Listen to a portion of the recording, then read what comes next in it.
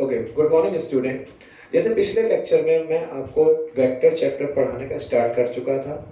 उसमें मैंने आपको वेक्टर एडिशन के बारे में पढ़ाया था और उसमें मैंने बताया था किन्हीं भी दो वेक्टर क्वांटिटी को हम सिंपल अलजेब्रिक मेथड से ना ही ऐड कर सकते हैं और ना ही सब्ट्रैक्ट कर सकते हैं। और उनके एडिशन करने का मैंने आपको एक ट्रायंगल मेथड बताया था और एक पैरेललोग्राम मेथड बताया था। और आज उसी वेक्टर एडिशन का मैं आपको एनालिटिकल मेथड बताने जा रहा हूं। जरा देखिए ध्यान से, इसको सीखने की कोशिश करिएगा। एनालिटिकल मेथड में याद करिए मैंने आपको पैरेललोग्राम मेथड पढ़ाया था और पैरेललोग्राम मेथड बताया था जिन दो वेक्टर्स को हमें ऐड करना होता है, जिन दो वेक्टर्स को हमें ऐड करना होता है उन्हें पैरेललोग्राम की हम एडजेसेंट साइड्स पर लेते हैं।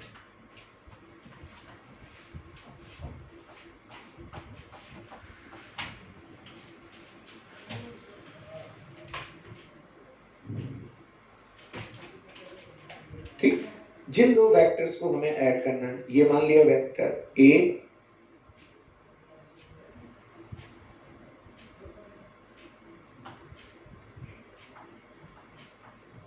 और ये वेक्टर बी। तो जिन दो वेक्टर्स को हमें ऐड करना होता है उन्हें सबसे पहला काम पैरेललोग्राम की हम किस पर लेते हैं, एडजेसेंट साइड्स पर लेते हैं। और जो इनका रिजल्टेंट आता है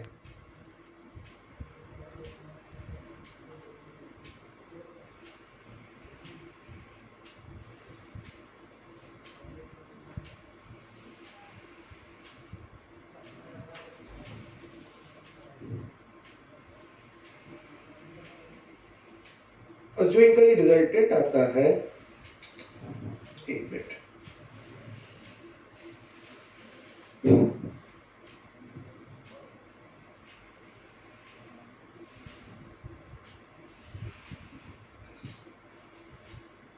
और जो इनका ये रिजल्टेंट आता है उसे हम किस पर दिखाते हैं, इसके डायगोनल पर, that is your vector R. और यहाँ पे ये दोनों वेक्टर्स का बीच का हमने एंगल मान लिया कितना बेटे, आपका थीटा। और ये इसके साथ यहाँ पे ये एंगल हमने कितना मान लिया, अल्फा एंगल मान लेते हैं। ठीक, तो फिर से देखिए जरा ध्यान से एक बार।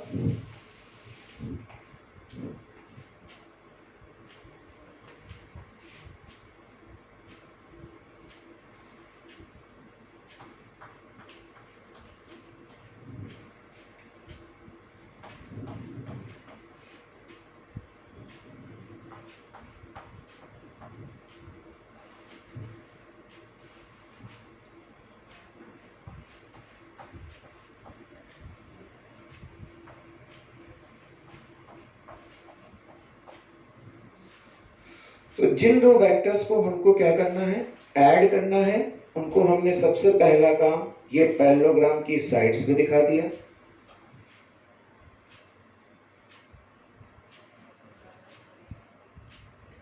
और इनके रिजल्टेंट को ये हमने इसके डायगोनल पर दिखा दिया, दैट इज योर, ये डायगोनल पर दिखा दिया। इसके किसको हमने, रिजल्टेंट को, that is your vector are.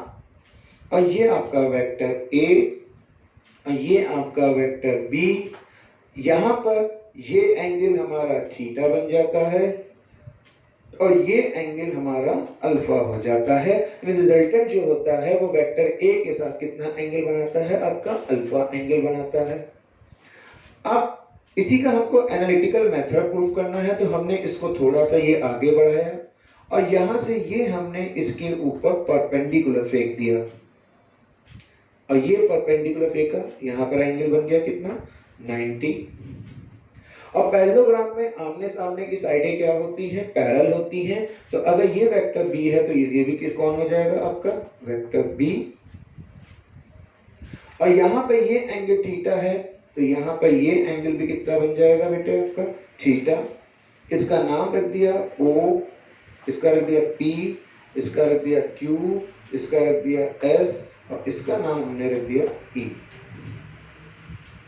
अब जरा गौर से देखिए, आपको दिख रहा होगा right angle triangle right angle triangle OEQ, जिसमें एंगल E कितना हमारा 90 डिग्री। ये दिख रहा होगा आपको राइट एंगल OEQ, जिसमें एंगल E कितना है हमारा 90 है, और एंगल E के सामने ये कौन आता है बेटे आपका हाइपोटेन्यूज, ये कौन होता है परपेंडिकुलर, और ये क्या होता है बेटा बेस। तो ये क्या हो जाएगा hypotenuse square equals to perpendicular square plus base square, यानी OQ square equals to QE square plus OE square. ये बनी इक्वेशन नंबर फर्स्ट। ठीक, अब जरा गौर से देखिए नीचे जो OE है उसको हम क्या लिख सकते हैं OP प्लस PE। तो यहाँ पे OE हमारा किसके बराबर होगा OP प्लस PE के बराबर होगा। ये वैल्यू उठाओ यहाँ रख दो, तो क्या आ जाएगा OQ स्क्वायर बराबर QE स्क्वायर प्लस ब्रैकेट में OP प्लस PE का होल स्क्वायर। तो ये क्या हो जाएगा OQ square equals to QE square. यहाँ पर हम फॉर्मूला ओपन कर देते हैं A प्लस B का होल स्क्वायर का, तो ये हो गया A square plus B square plus 2 time OP dot PE। ये बन गई हमारी equation number second. I think यहां तक आपको कोई प्रॉब्लम नहीं होगी। अब आप देखिए आपको एक राइट एंगल ट्रायंगल और दिख रहा है, कौन सा PEQ। So in right angle triangle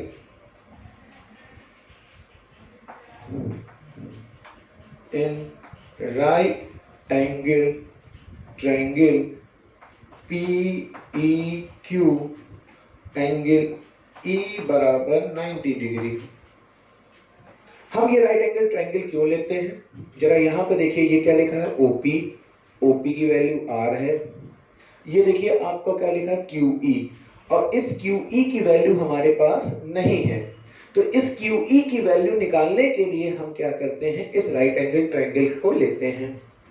फिर आगे देखिए ये रहा OP की वैल्यू हमारे पास है।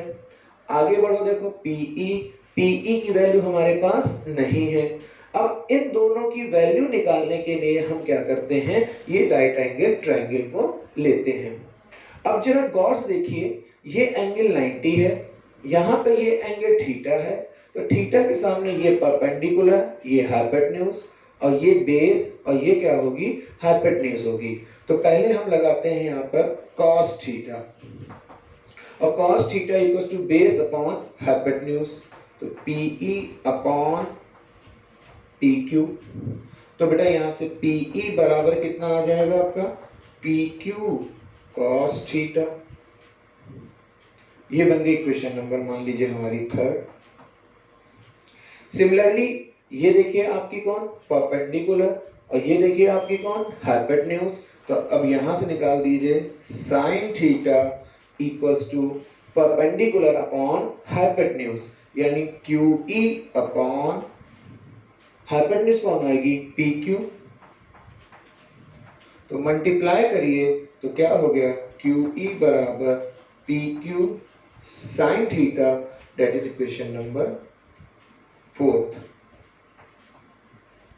तो ये वैल्यू निकल आई हमारी किसकी PE की, और ये वैल्यू निकल आई हमारी किसकी QE की। क्या निकल आई आपकी वैल्यू निकल आई, ये value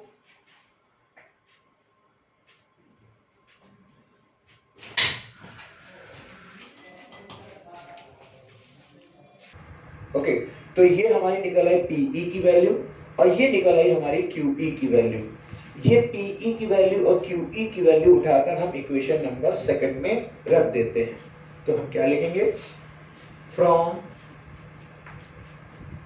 equation second, third and fourth से।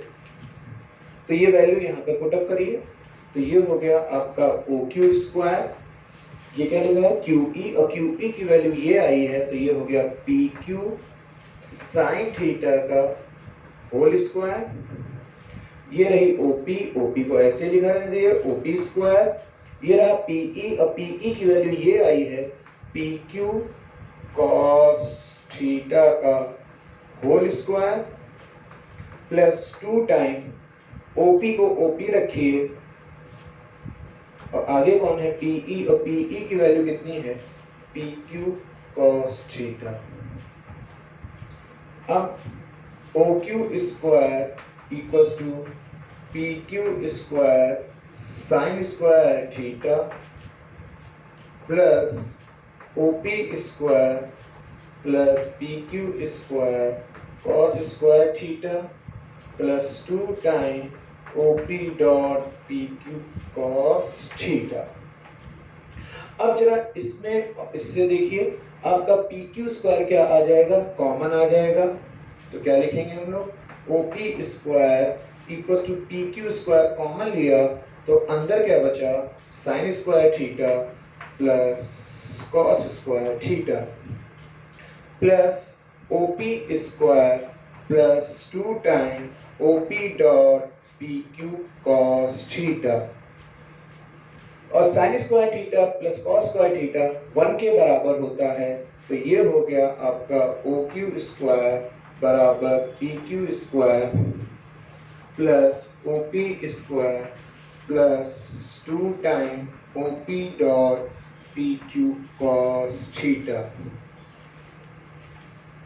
अब यहाँ पे सारी वैल्यू को क्या कर दीजिए वापस कर दीजिए, तो देखिए ओ क्यू की वैल्यू यहाँ पर कितनी है आर, ये रख दी हमने यहाँ पर आर, तो ये आर स्क्वायर हो गया, ये पी क्यू, और पी क्यू की वैल्यू कितनी निकली थी हमारी ये बी, यहाँ रख दिया हमने बी, ओपी की वैल्यू कितनी है ए, तो ये हमने रख दिया यहाँ पर A plus 2 time A B cos theta, तो ये क्या हो जाएगा R square equals to A square plus B square plus 2ab cos theta, और इधर स्क्वायर डाउ तो इधर क्या लग जाएगा रूट, तो r इक्वल्स टू क्या हो जाएगा under root A square plus B square plus 2ab cos theta. ये फॉर्मूला हो गया किसका एडिशन ऑफ टू वेक्टर का एनालिटिकल मेथड हो गया। यहाँ पे ये जो r निकला है ये a और b का रिजल्टेंट है, और ये जो r होता है ये a और b के बीच के एंगल पर क्या करता है हमारा डिपेंड करता है।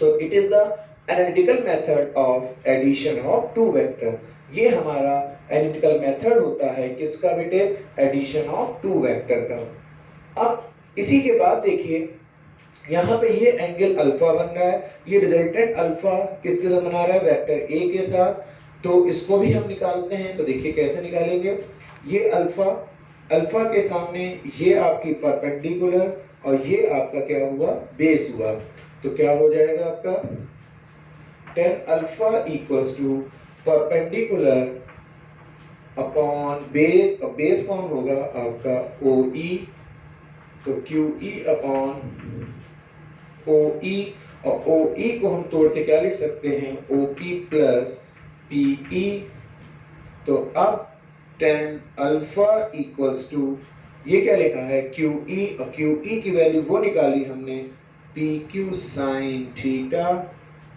अपॉन ये रहा OP, ये कौन है हमारा PE, और PE की हमने कितनी निकाली है PQ cos थीटा, और यहाँ पे सारी वैल्यूज को क्या करें आप वापस कर दें, तो tan अल्फा इक्वल्स टू ये क्या है PQ, और PQ की वैल्यू कितनी निकली है आपकी B, तो ये हो गया B sin theta upon OP हो गया A plus B cos theta, ये निकल आया आपका कौन tan अल्फा, यानी इस अल्फा की वैल्यू हम इस फॉर्मूले से निकालते हैं और दो वेक्टर्स का एडिशन हम इस फॉर्मूले से फाइंड आउट करते हैं। आई थिंक यहाँ तक आपके समझ में आ गया होगा। ठीक, इसके आगे का हम नेक्स्ट लेक्चर में डिस्कस करेंगे। ओके, तब तक इतना देखिए।